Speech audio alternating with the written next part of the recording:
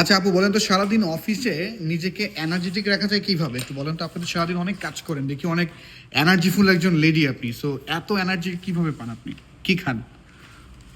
খাওয়া ব্যাপারটা আসলে মেইন না। মেইনটা হচ্ছে নিজের কাজকে হচ্ছে পছন্দ করতে হবে।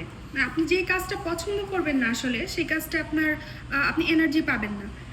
আমি আমার কাজকে খুবই পছন্দ করি, প্লাস আমার অফিসকে আমি খুব পছন্দ করি, সেজন্য আমার মনে হয় যে আমার কাজগুলো আমার কাছে খেলার মতো মনে হয়, কাজ আসলে মনে হয় না।